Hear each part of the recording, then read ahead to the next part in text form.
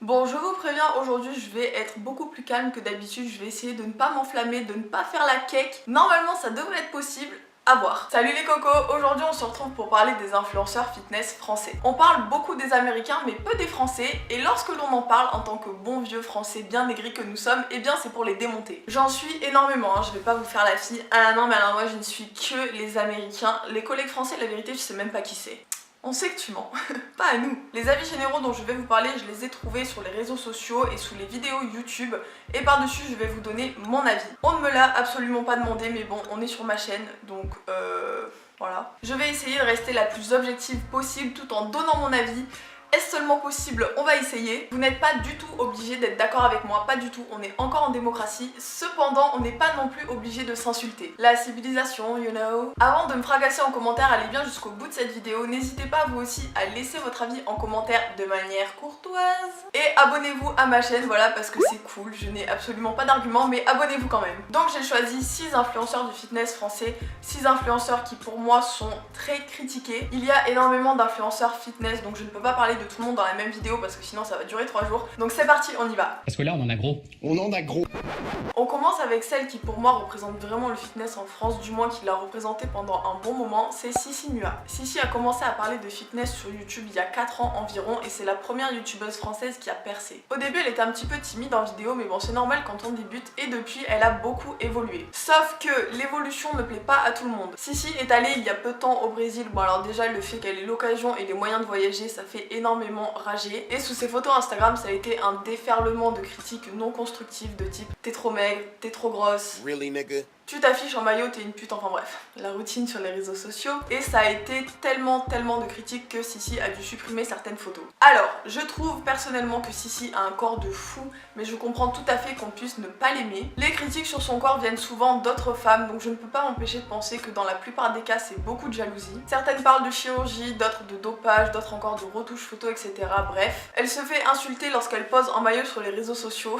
Enfin, c'est évident, on n'a même pas besoin de le préciser. Et là-dessus, je n'ai pas grand-chose à dire, à part que Sissi a 30 ans et qu'elle n'a de leçons de vie à recevoir d'absolument personne. Parfois même les insultes sexistes viennent d'autres femmes, donc là je comprends pas trop le concept. Moi je pense qu'entre femmes on devrait plutôt se soutenir. Puis c'est un maillot, à un moment faut se détendre 2 minutes, même si là-dessus chacun a son avis sur le fait de s'exposer ou non sur les réseaux sociaux en maillot, mais c'est pas une raison pour insulter celles qui le font. Surtout que quand c'est les américaines qui posent avec leur gros boule en premier plan, ça lâche des likes, ça lâche des aubergines et des oh my god body girl, on vous voit.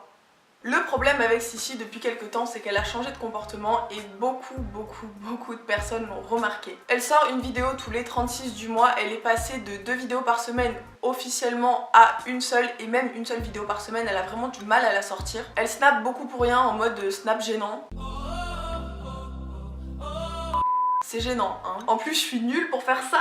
Elle se plaint souvent, elle est tout le temps blasée, et tout ça, les gens ne se sont pas privés de lui faire remarquer sur Instagram. Après, on ne sait pas ce qui se passe dans la vie des gens, donc c'est un petit peu compliqué de parler de ça, je trouve. Moi, perso, c'est les vidéos un petit peu vides ces derniers temps qui me dérangent. On passe plus de temps à parler de son thé que du sujet de la vidéo. C'est mon avis, on ne me caillasse pas, merci. Et j'ai l'impression que ces vidéos sont faites un petit peu à la va-vite, qu'elle prend plus autant de plaisir qu'avant pour faire ses vidéos. Les gens sont saoulés, donc ça se voit dans les commentaires, mais aussi dans les vues qu'elle fait sur YouTube. Elle est à plus d'1 million d'abonnés sur YouTube et elle ne dépasse que rarement les 200 000 voire 300 000 vues, donc c'est un ratio assez bas qui en dit quand même pas mal. Après certains disent qu'elle a pris des manières, qu'elle a pris la grosse tête, etc. Bon, moi là-dessus je suis pas d'accord. Je trouve que ça reste une bonne youtubeuse. Je regarde toujours ses vidéos et je continue de la suivre sur les réseaux sociaux parce que je l'aime beaucoup. Et j'ai été agréablement surprise de sa toute dernière vidéo, donc celle qu'elle a postée vendredi, c'est une réponse aux haters. Cette vidéo est venue un petit peu chambouler tout ce que je pensais du travail de Sissi ces derniers temps. Elle avait déjà fait des vidéos comme ça où elle répondait aux méchants commentaires, etc.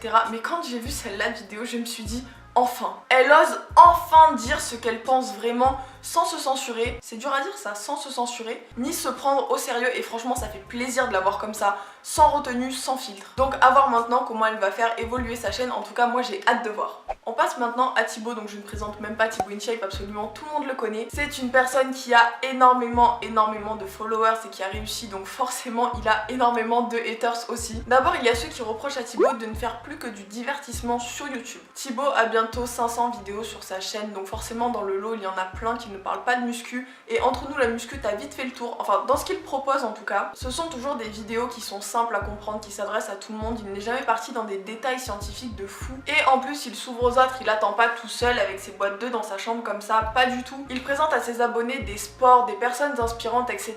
Il est pas en mode sectaire muscu, et si ce terme n'existe pas, eh bien on l'invente, c'est pas grave, on est sur la chaîne à Julie, on invente tout et n'importe quoi. Je pense que sur YouTube tu as ton thème de base, mais après il faut pas s'enfermer dedans, il faut pas mettre de barrières, et lui c'est exactement ce qu'il fait. Après il y a aussi le côté marketing de Thibaut qui semble déranger. Il faut savoir que Thibaut a fait une école de commerce, donc il est très fort là-dedans, mais en fait je vois pas en quelle année c'est un défaut. Il a bossé pour sa chaîne, il poste toujours entre 2 vidéos et 3 vidéos par semaine, il est resté très longtemps à 3 vidéos par semaine, c'est énorme. En plus de ça, il a sa marque de vêtements, il a également sa salle de sport, etc. Donc voilà, tout ça, ça représente énormément de travail. Il ne force absolument personne à regarder ses vidéos, acheter ses vêtements, etc. Donc je pense que là encore, il y a beaucoup de jalousie parce que Thibaut est une personne jeune qui a réussi.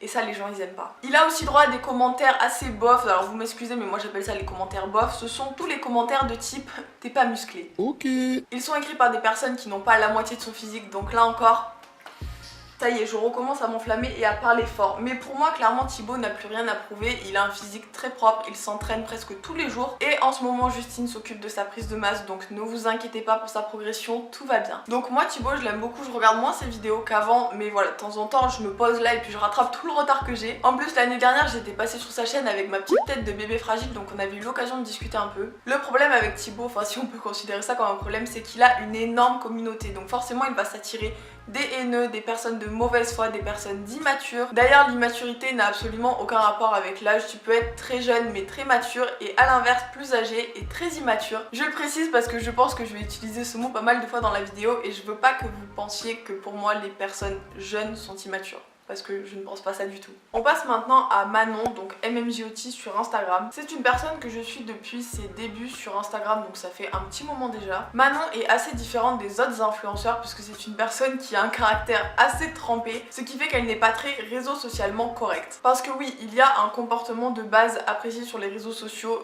que je ne peux pas blairer d'ailleurs, parce qu'en fait on a l'impression que tout le monde est pareil, que tout le monde est tout beau, tout gentil, etc. et que personne se lâche en fait. Et ça, Manon, elle s'en fout et elle a bien raison, et c'est pour ça que je la suis. Et aussi parce qu'on a les mêmes goûts musicaux, les mêmes goûts pour les Doc Martens et les mêmes goûts pour le catch. Team Jeff Hardy à vie. Elle a bien évidemment son lot de haters et il lui rabâche absolument toujours la même chose. En fait, les gens sont en boucle. Ils lui parlent de chirurgie et de retouches photos, etc. Manon est l'une des rares à ne pas se cacher d'avoir eu recours à la chirurgie esthétique. Elle a été très honnête sur le sujet, elle n'était pas obligée de l'être, et les gens sont en boucle. Et je comprends pas, c'est pas tes seins, c'est pas ton visage, ça ne te regarde pas. Mais vraiment, sous tous ces posts, il y a un lourd, enfin plus une lourde d'ailleurs, hein, c'est bizarre, je vous laisse y réfléchir, qui la ramène avec la chirurgie esthétique. Enfin je sais pas si elle a fait ça, c'est qu'elle avait ses raisons et on n'a absolument pas à juger. Elle a une belle évolution, de très beaux muscles, etc. et je pense qu'il y a encore une fois beaucoup de jalousie de la part des femmes, mais aussi des hommes qui sont un petit peu frustrés. Manon vit de ses réseaux sociaux et ça aussi ça fait énormément parler. Alors on sait, influenceur c'est pas un métier, blablabla, la chanson on la connaît, mais je pense qu'en 2018 il est vraiment temps de faire les mises à jour et d'accepter l'évolution, c'est-à-dire d'accepter que influenceurs et youtubeurs sont des métiers. Ah. Alors oui, elle fait des partenariats, mais bon, comme tout le monde, et en même temps c'est son job, mais je pense qu'elle est assez intelligente pour bien sélectionner ses partenaires. J'ai rapidement parlé avec elle en privé, elle avait même partagé mon compte Instagram, etc.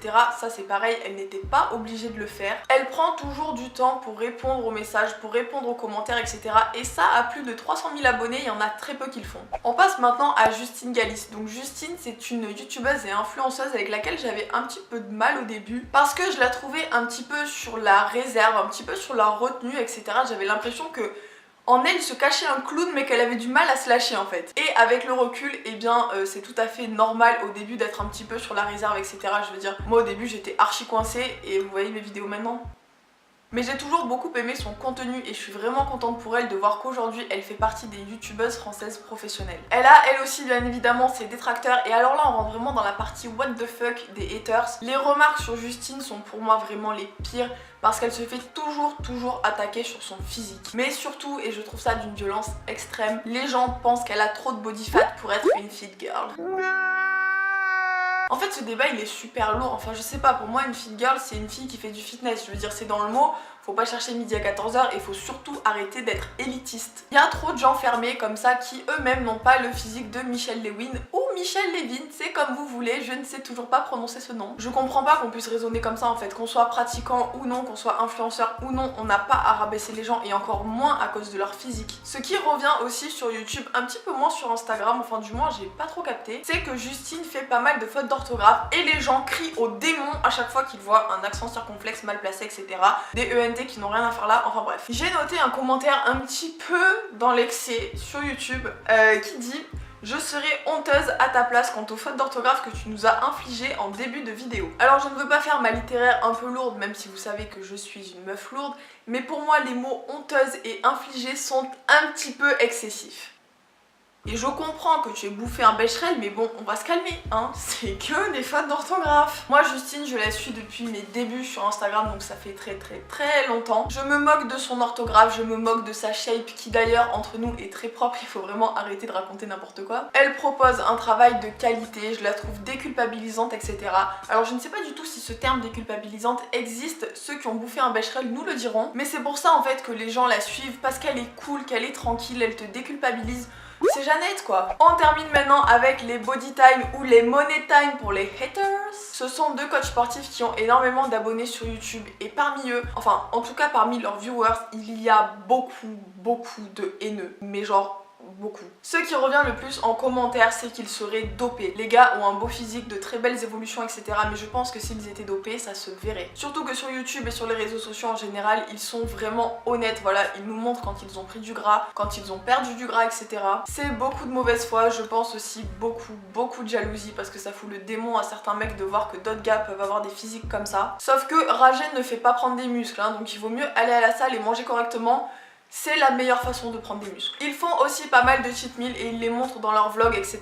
Et alors ça fait aussi énormément parler. Les gens n'aiment pas voir ceux qui ont des physiques très propres faire des cheat meals parce que pour eux, avoir un physique propre et enchaîner les cheat meals, ça n'est pas possible. Sauf que Alex et PJ n'enchaînent pas 10 cheat meals dans la semaine toute l'année. Derrière leur physique se cache beaucoup de travail. On le voit dans les vlogs, on le voit sur les réseaux, etc.